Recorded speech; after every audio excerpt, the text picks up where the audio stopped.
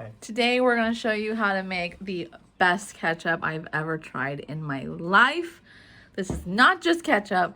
This can also be used for pasta sauce, and recently I have been dipping like corn chips into it like salsa. Yeah. It tastes like spaghetti sauce, but it's really But good. really good. Ketchup. It's like a mixture of ketchup and pasta sauce, something in between. It's not really one or the other, it's something in between. Yeah, it's really good. The first thing is what takes the absolute longest, and we're going to be putting in tomato paste. These are the little ones, and I put in 11 cans. So that's why it takes so long. You got to open up 11 and put 11 of them in here.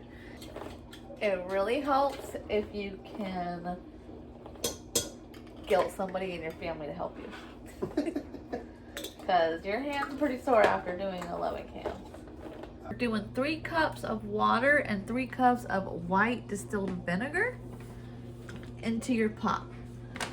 Add your vinegar, give it a really good stir, and this is the key to making this sugar-free, cholesterol-free, low-calorie, fat-free, is get you a sugar substitute.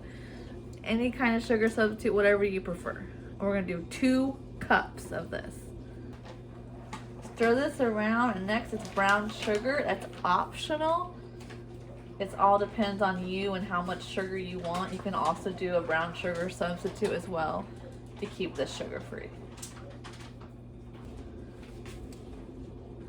If you've not used a sugar substitute before, be aware that it will take a lot more stirring. It kind of takes a while for it to dissolve. Next is brown sugar. This is what I'm using. This is my brown sugar substitute. Use whatever you want. We're doing 4 tablespoons. Tablespoon is a big one.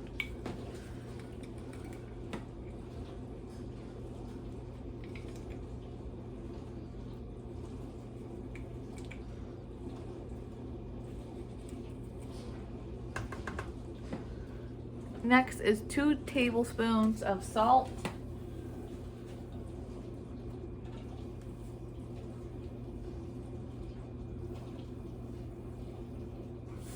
And stir that up. Then we're gonna get into the seasonings. That's like the main stuff.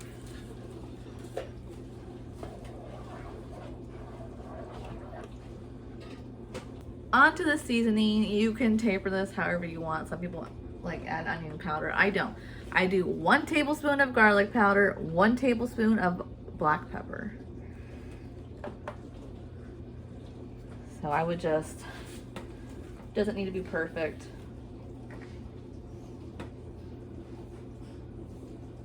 There's garlic.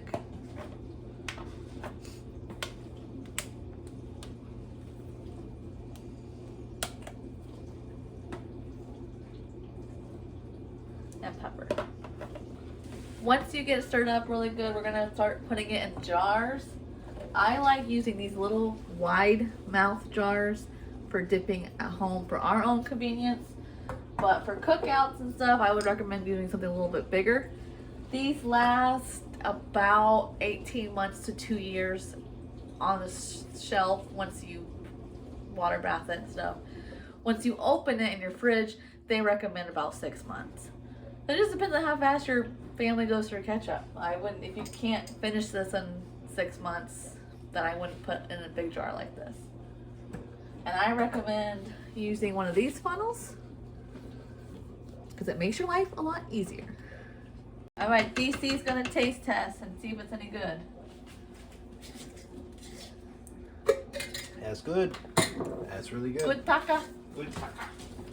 So yeah, I'm gonna do at least 2 big jars for sure for like cookouts and stuff, but I want to try to fill up as many small jars as possible.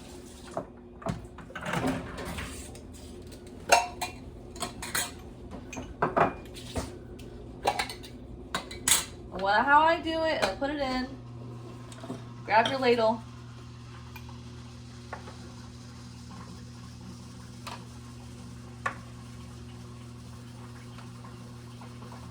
and then when you go for your next one, have it ready, pull out, put it in. Then you don't have any mess around your rim.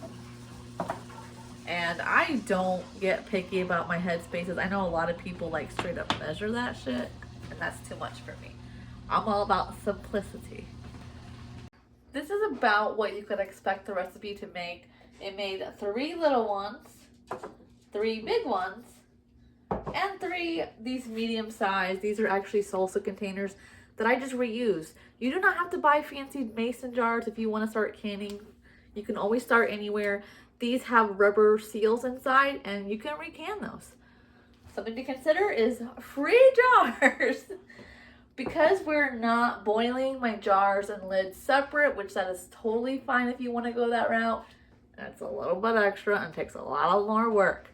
What you can do is put them in while it's like low heat, and we're going to slowly bring up the temperature. Slowly. Until we get them on a boil.